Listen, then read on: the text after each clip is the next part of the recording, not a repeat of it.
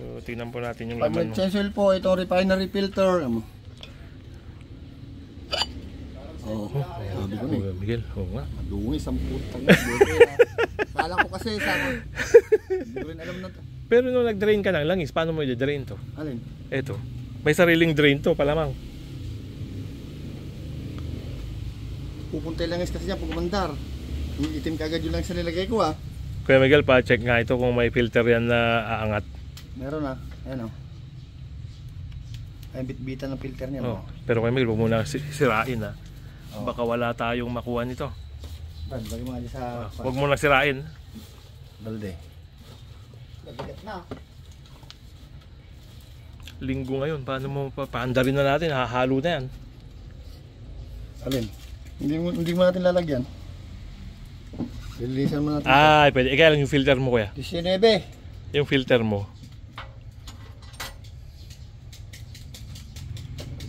Disposable. Disposable?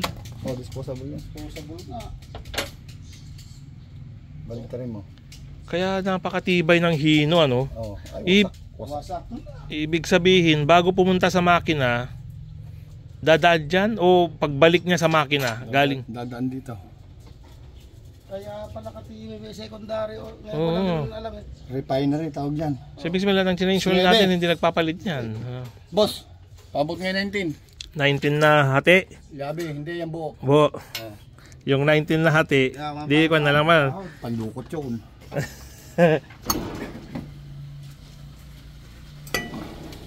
Tapos yung nasa kanya, Kuya Miguel, yung nasa hose niya, i-drain din natin Okay. So ngayon lang po namin napansin tong refinery na to. So ibig sabihin, dumadaan po pala yung engine oil dito. So sa lahat ng change oil po namin, hindi namin napapansin to. So malaking learning po ito ngayon sa mga Hino engine users. So sa Isuzu, kuya, wala to? Wala. Meron, yung iba. Malalaki naman yun nando sa may ilalim ng cowl. Okay. Meron. So buti na lang hindi pa po napaandar yung truck. Kasi pag napaandar yung truck, itong lumang langis na to hahalo sa bago. Sayang yung oil life nung langis natin. Okay? So ang gagawin po natin ngayon, i-drain yung laman kasi ngayon lang po natin masusubukang mag-change oil nito. Kaya lang ang question po yung filter. Kung may makukuha ngayon, Sunday pa man din.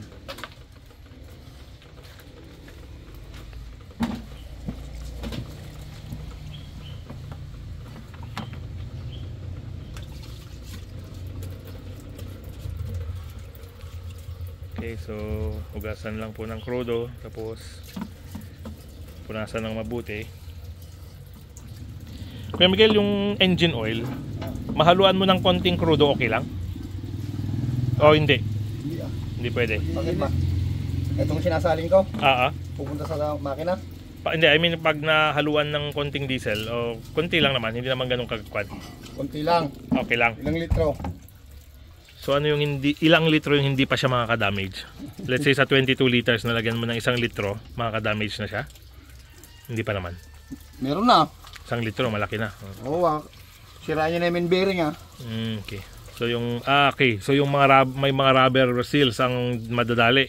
Hindi main bearing mismo yung sa sigunyal, lalabnaw yun lang okay. Kakainin niya yun mabilis siya mag-init pagka may halo ng diesel. Dahil lalabnaw siya, mawali lapot niya, dulas. Rapid. Okay. So additional learning po itong refinery oil tank. Refinery filter. Engine oil. So parang ang hindi lang sure ngayon kung bago pumunta. So siguro sa return na to, no? Kasi hindi pwedeng papunta sa makina, hindi kasi mabitin sa supply. Hindi, umiikot dito. Yung langis, umiikot dito, dadaan sa filter. Pinipilter niya langis. So, pero saan mauna? Yung main engine filter, no? Doon muna, then dito, may supply dito, secondary. Kasi secondary. Pansala niya,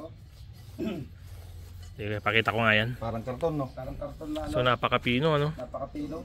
Ipakita ko po sa inyo yung klase ng filter.